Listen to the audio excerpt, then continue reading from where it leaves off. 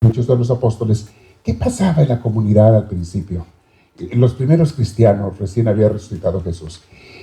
Pero nos vamos a enfocar en el Evangelio. Hay varias cosas muy importantes con aquella primera aparición de Jesús a los apóstoles. Después de resucitado, Jesús se les aparece cuando estaban encerrados. ¿En dónde estaban encerrados? ¿Cómo se llamaba ese lugar? ¿Cómo se llamaba? El cenáculo. ¿Alguien lo ha ido a ver el cenáculo en Israel, en Jerusalén? ¿Alguien ha ido por allá? Si van un día a Tierra Santa, es uno de los lugares para visitar. Obviamente no es el original, es una reconstrucción, pero se cree que es más o menos allí donde estaba el cenáculo, en el segundo piso de una casa donde se reunieron los apóstoles. Pero pasa algo muy interesante. No estaba presente por allí uno de los apóstoles cuando Jesús aparece. ¿Quién era el que faltaba, que andaba de vago? Se había ido de juerga, como dicen, no estaba muerto, ¿andaba qué? Andaba de parranda, es decir, ¿se puede parranda? ¿Quién era el que faltaba? Tomás, faltaba Tomás. Bien, les digo que pongan atención porque ya conocen este evangelio todos, pero les voy a preguntar los detalles en secuencia que fueron sucediendo. Se los voy a preguntar después de que terminemos de escucharlo. Les voy a poner un examen, a ver si pusieron atención. ¿Qué pasó en ese evangelio? Vamos a escuchar, pero escuchemos primero la carta de los Hechos de los Apóstoles.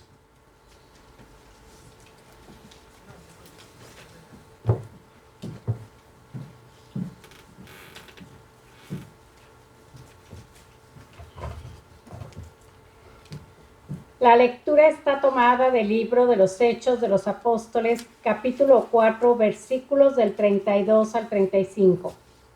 La multitud de los fieles tenía un solo corazón y una sola alma. Nadie consideraba como propios sus bienes, sino que todo lo tenían en común. Los apóstoles daban testimonio de la resurrección del Señor Jesús con gran poder. Y aquel era para todos un tiempo de gracia excepcional. Entre ellos ninguno sufría necesidad, pues los que poseían campos o casas los vendían. Traían el dinero y lo depositaban a los pies de los apóstoles, que lo repartían según las necesidades de cada uno. Palabra de Dios. Te alabamos, Señor.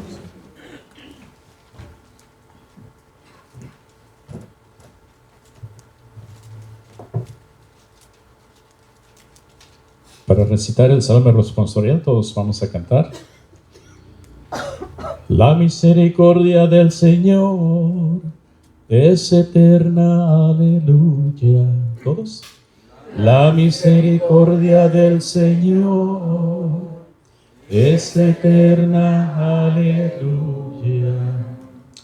Diga la casa de Israel, su misericordia es eterna. Diga la casa de Aarón, su misericordia es eterna. Digan los que temen al Señor, su misericordia es eterna. ¿Todos?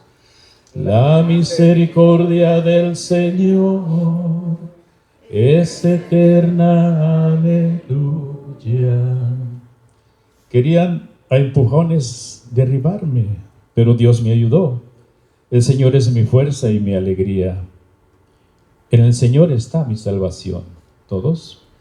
La misericordia del Señor es eterna, aleluya. La piedra que desecharon los constructores es ahora la piedra angular. Esto es obra de la mano del Señor. Es un milagro patente. Este es el día del triunfo del Señor, día de júbilo y de gozo. ¿Todos?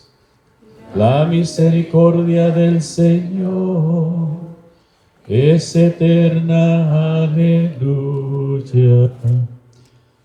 Y para escuchar el Santo Evangelio les invito a ponernos de pie.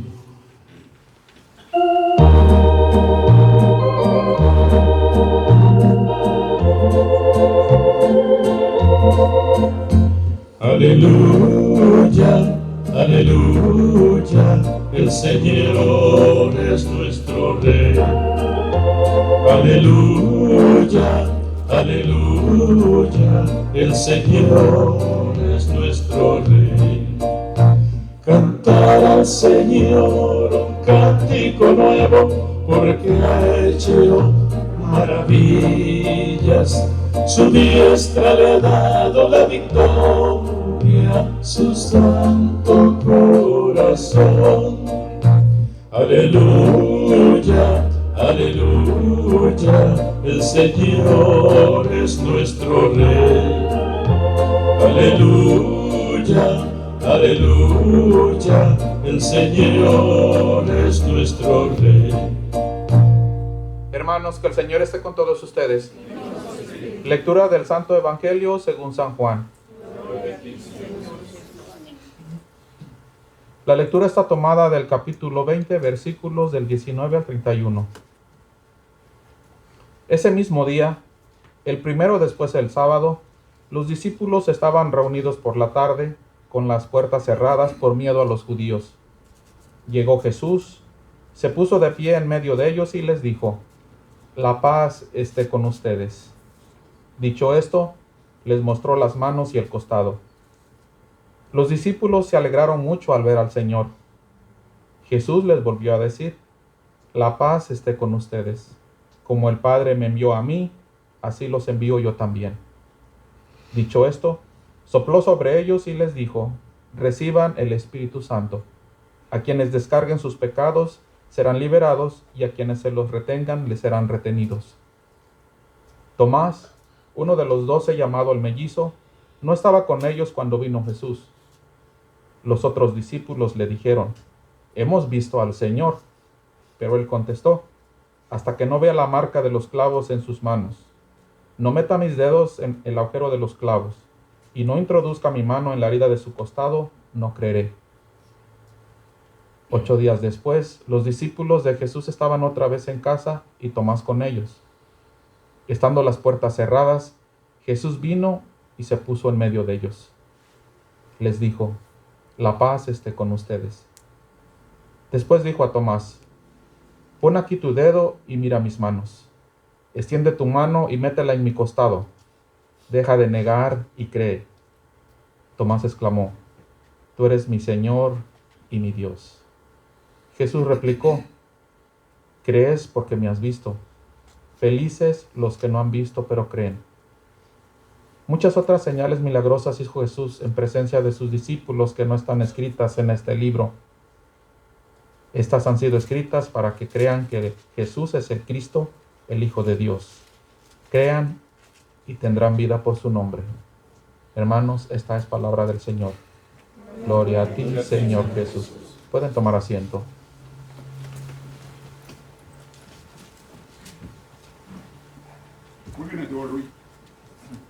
We're going to do a recap, a resume of what happened in the gospel today. I hope everybody paid attention to it, read it, because we're going to talk about it. ¿Están listos para la prueba que le voy a poner?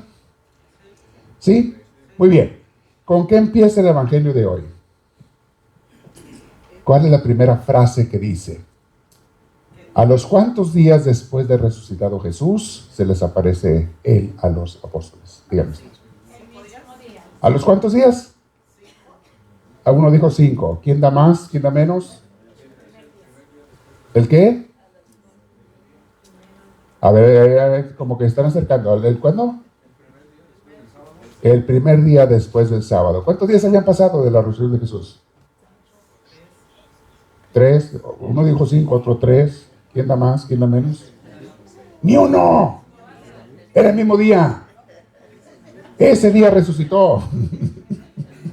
Ya ven, no pusieron mucha atención.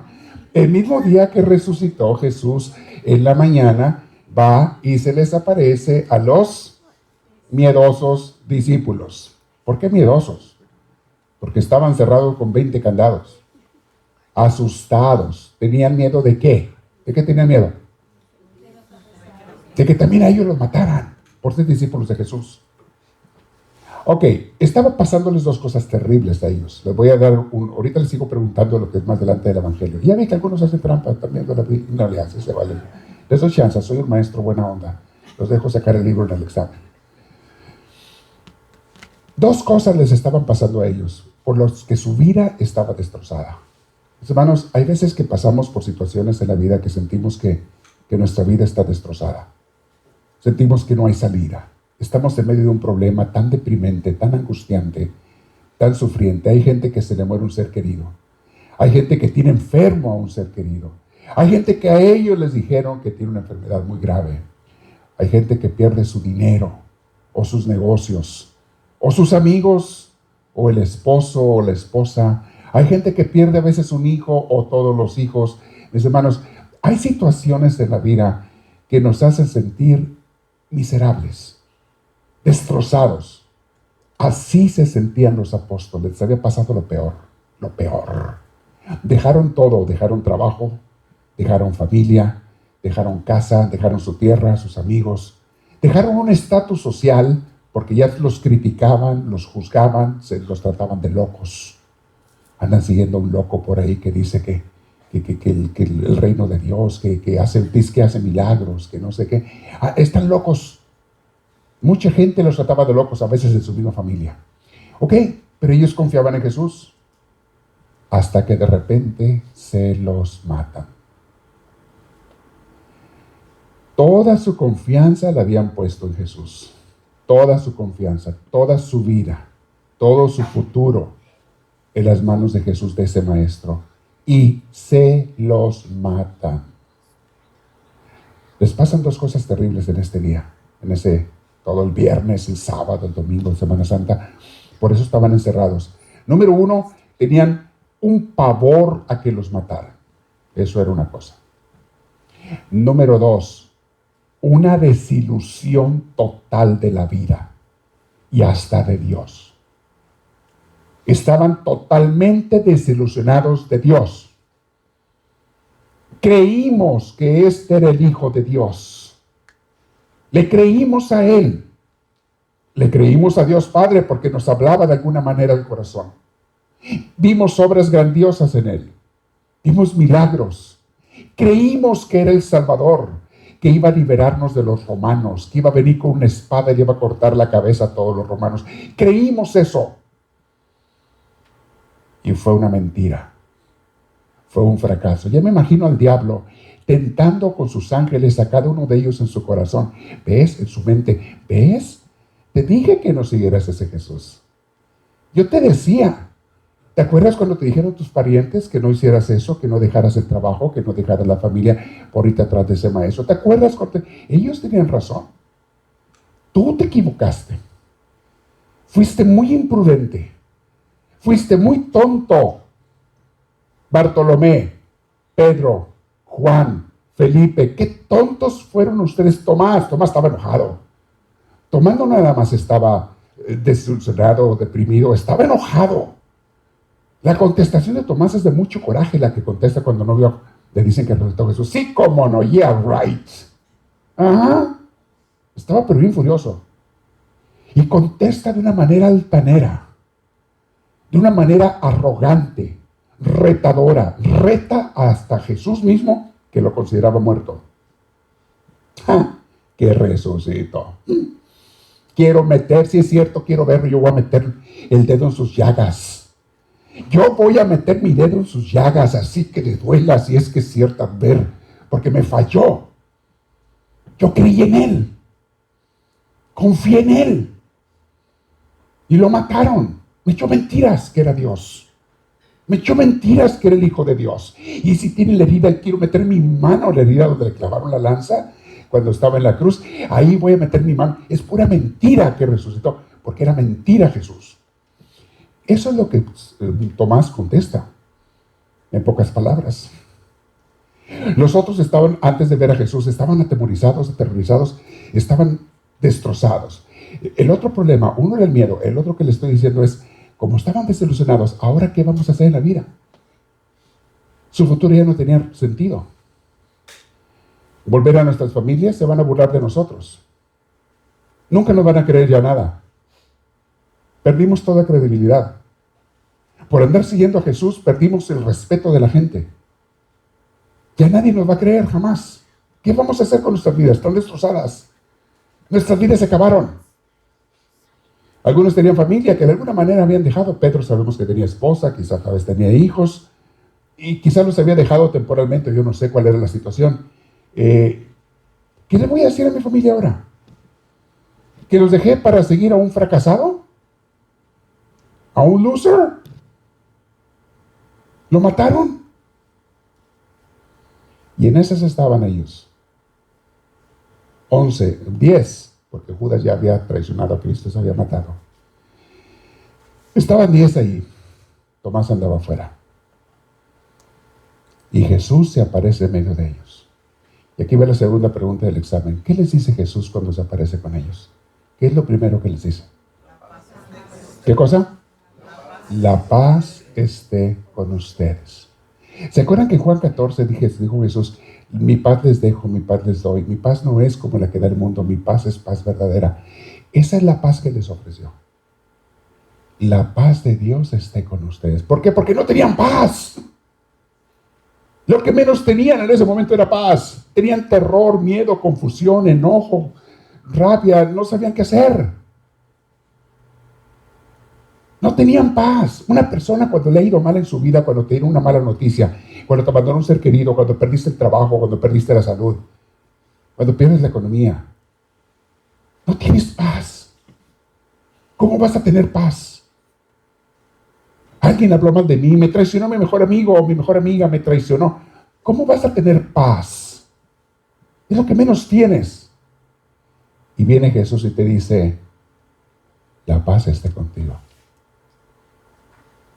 Que se te aparezca Jesús así en ese momento, porque a mí me ha pasado varias veces, no que lo veas físicamente, pero se presenta cuando estoy en esa crisis. Y a algunos de ustedes les ha pasado. Estás en medio de una crisis, de un dolor grave. Y de repente, no sabes ni cómo, se te manifiesta Jesús. Y te habla directamente al corazón. Te habla a veces a través de otra persona. A veces directamente. A veces en la lectura que estás leyendo, escuchando. En tu oración. Pero eso solamente lo hace Dios con los que están en oración. Únicamente con los que están en oración. Aunque le estés reclamando, pero en oración. En comunicación con Él. Y se te aparece Jesús y te da su paz. Y lo que sientes es un baño de paz en ese momento. ¡Ah! Baño de paz. Cuando ven a Jesús resucitado, aparte de admirados y sorprendidos, lo primero que sienten ellos es lo que Jesús les dio. Mucha, mucha paz. De repente aquel miedo desapareció. ¿Qué significa? ¿Que se había resuelto su problema? ¿Ya no los querían matar? No. Todavía hay gente que los quería matar. Los mismos que los odiaban, los seguían odiando. ¿Les había resuelto Jesús el problema? No. Seguían siendo despreciados, juzgados, acusados, señalados, perseguidos. Seguían. Entonces, si no les quitó el problema, ¿por qué tenían paz? Porque se les apareció Jesús. Cuando tú tienes un encuentro con Jesús, la paz de Dios te baña y dices el problema, te ríes. No me importa. El miedo a la muerte ya no lo tengo. Estoy viendo a Cristo resucitado. Si me matan, resucito con Él. ¿Cuál es el problema? Él me resucita. ¿Cuál es el problema? Ya no tengo miedo a que me maten. ¿Se acabó la amenaza? No, no se acabó la amenaza. Siguen queriéndonos matar. Y de hecho, años después los mataron, a la mayoría de ellos. Pero ya no les importó. Ya no les preocupó. Estaban en la paz de Dios, en la serenidad que Dios sabe dar, en el gozo de Dios. Quedaron en paz. Y luego les dijo, a quien le perdonan los pecados, vayan a predicar mi palabra, y a quien le perdonan los pecados quedarán perdonados. Mis hermanos, ese primer punto que les quiero compartir, son dos los que les voy a compartir. El primero es, no importa qué problemas hay en tu vida, si Jesús se presenta en tu vida, y eso lo va a hacer si tú lo buscas, en la oración constante todos los días. Si Jesús se presenta en tu vida en medio de tus problemas desaparecen. Siguen allí, y ya no te importan un comino. Estás en la paz de Dios, en la serenidad de Dios. Que perdí el dinero, ¿qué importa si tengo a Dios? No me va a faltar que comer a mí y a mi familia como quiera. Él se va a asegurar de que no nos falte. Perdí la salud y luego, si estoy con Dios, como quiera me voy a morir algún día. Perdí a mi marido, perdí a mi esposa, perdí a mi mejor amigo, amiga, y luego, mientras tenga a Cristo, ¿cuál es el problema? Cristo me llena, me da lo que me darían 1000 amigos de esos. Cristo me da mucho más que eso. No me hace falta. Dios me llena. La paz. Y les dijo 2 veces en el Evangelio de hoy, ¿sí pusieron atención? Más adelante les dijo, otra vez dijo, mi paz les doy. Como que alguno todavía estaba dudando, mi paz les doy. Pero el otro punto que les quiero compartir hoy, mis hermanos, es que Cristo no se le apareció a Tomás. Cristo podía haber ido a ver a Tomás donde quiera que estuviera, en su casa, donde fuera. A Cristo no le cuesta nada, es Dios. Él se puede aparecer a todo el mundo al mismo tiempo si Él quiere. No le cuesta nada. No se le apareció a Tomás. ¿Saben por qué no se le apareció a Tomás? Porque no estaba con la iglesia. La iglesia, esa era la iglesia primitiva, los apóstoles. La iglesia estaba reunida en un cenáculo, en un salón, donde estuviera, no importa. Estaban reunidos. Y la salvación, óiganlo bien, y la manifestación de Cristo siempre se da en la iglesia,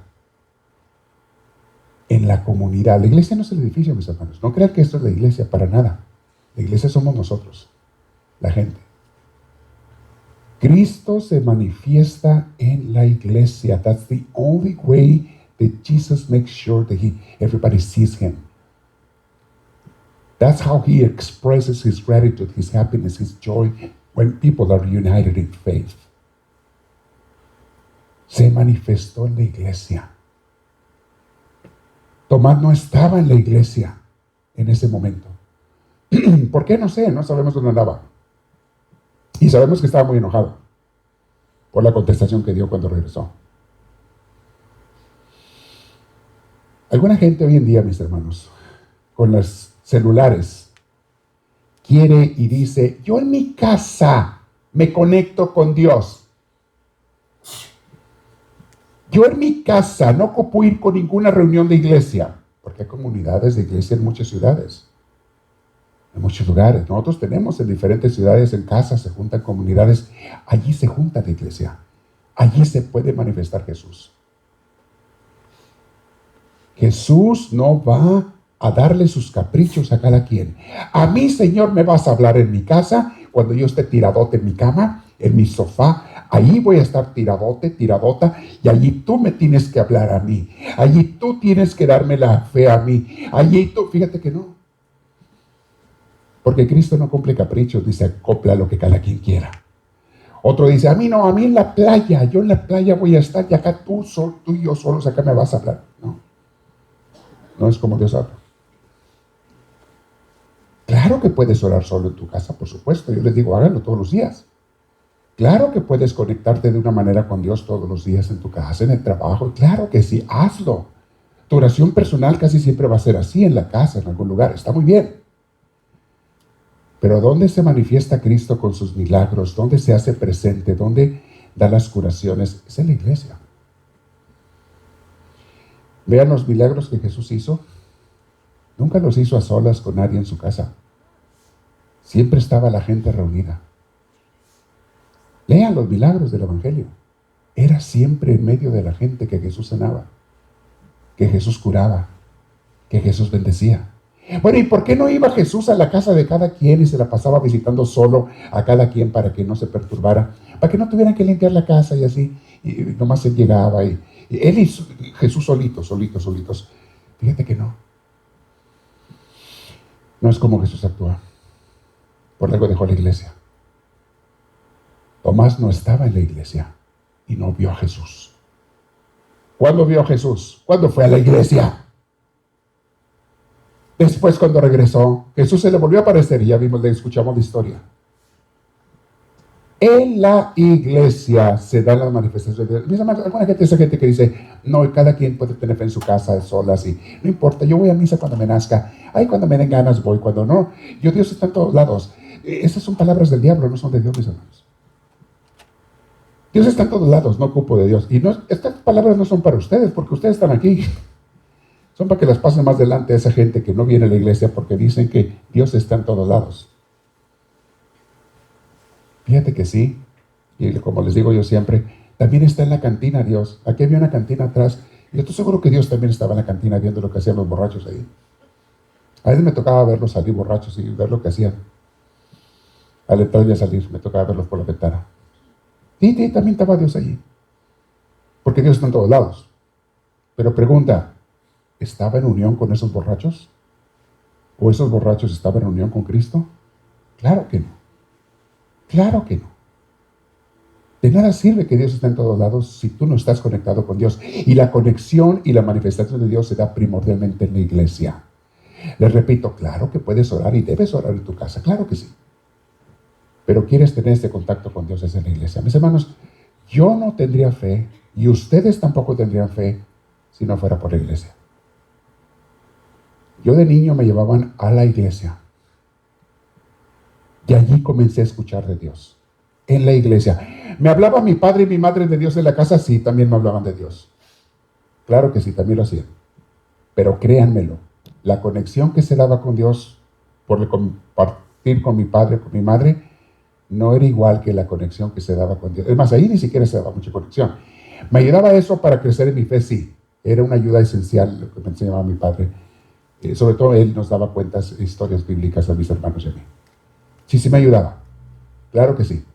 Pero ¿dónde se dio la conexión con Dios y dónde mi fe fue alimentada? ¿Dónde aprendí más de Dios? ¿Dónde conocí más a Dios? Fue en la iglesia. Y fue estando en la iglesia que yo decidí un día ser sacerdote de niño, pequeñito.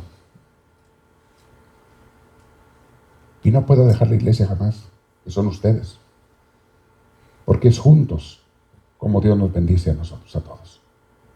Es juntos como Cristo nos quiere bendecir. Y pueden seguir leyendo la Biblia, lean las historias de los santos, las vidas que ustedes quieran. Siempre las bendiciones de Dios se dieron en iglesia, no a cada quien en su casa. Claro, hay veces que Dios puede tener manifestaciones especiales con alguna persona en algún lugar privado, sí, siempre y cuando sea una persona que está activa en la iglesia.